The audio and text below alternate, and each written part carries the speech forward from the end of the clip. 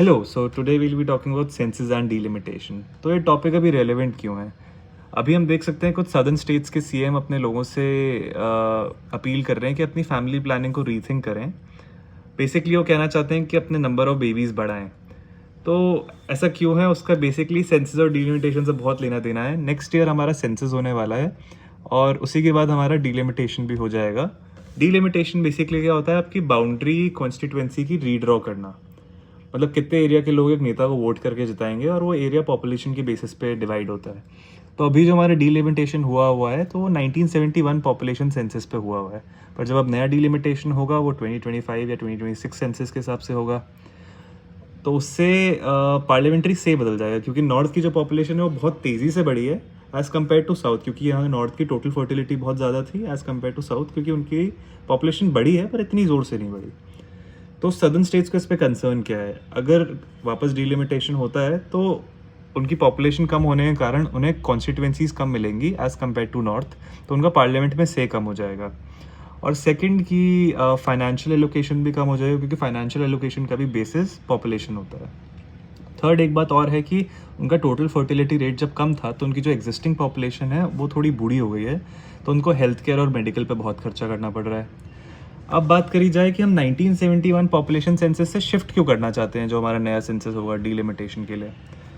तो एक बात है कि हमारी ग्रोथ रेट और डेथ रेट बराबर हो रही है धीरे धीरे। तो अभी हम सेंसस करेंगे और अभी हम अगर डिलिमिटेशन में वो सेंसस यूज़ करेंगे तो बहुत लंबे समय तक वो सेंसस रखा जा सकता है।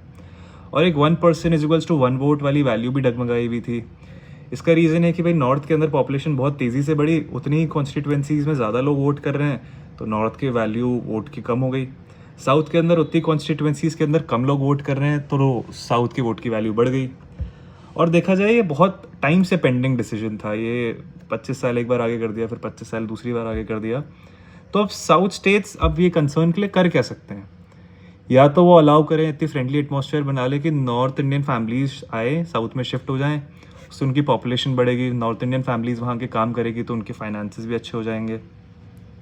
सेकेंड वो क्या कर सकते हैं, वो अपने लोगों को ही इतना इंसेंटिवाइज कर दें कि वही लोग बच्चे पैदा करते रहें। वो maternal care, child care facilities, child growing facilities इतनी अच्छी कर दें कि लोग सोचें हम बच्चा पैदा कर लेते हैं, ध्यान तो रख लिया जाएगा। और डिलिमिटेशन कमीशन या सरकार इस बारे में क्या कर सकती है? या तो हम एक यूएस टाइप स्ट्रक्चर ले आएँ कि भाई हर एक हाउस के अंदर हर स्टेट को इक्वल रिप्रेजेंटेशन दिया हुआ है, जैसे 2 सीट सेनेट को दी हुई है, और दूसरे हाउस के अंदर पॉपुलेशन वाइज रिप्रेजेंटेशन हुआ है। तो हम ऐसा कर सकते हैं कि राज्यसभा के अंदर हर स्टेट को फिक्स रिप्रेजेंटेशन दे दिया जाए और लोकसभा के अंदर पॉपुलेशन वाइज रिप्रेजेंटेशन दे दिया जाए, तो उससे एक सिचुएशन थोड़ी बैलेंस करी जा सकती है। दूसरा, हम पार्लियामेंट्री सीट रिप्रेजेंट रेशो को बराबर रखें। मान लीजिए कि आज 10 सीटें नॉर्थ के पास हैं, तो उसके एवज में 7 सीटें साउथ के पास हैं। तो जब अगली बार डिलिमिटेशन होता है तो हम मान लेते हैं कि नॉर्थ को 20 सीट्स मिल गई, तो साउथ को भी 14 सीट्स मिले, कि उनकी भी उतनी ही इक्वल नंबर में ग्रोथ हुई है। और थर्ड, हमें नॉर्थ की टोटल फर्टिलिटी रेट पे काम करना चाहिए। उसके लिए हम देखा जाए लिटरेसी और टोटल फर्टिलिटी रेट का एक डायरेक्ट कनेक्शन है। तो हम अगर हमारी नॉर्थ की लिटरेसी पे काम करेंगे तो हमारी भी टोटल फर्टिलिटी रेट कम होगी और उससे एक थोड़ा सिचुएशन बैलेंस हो सकती है। So yes, thank you so much.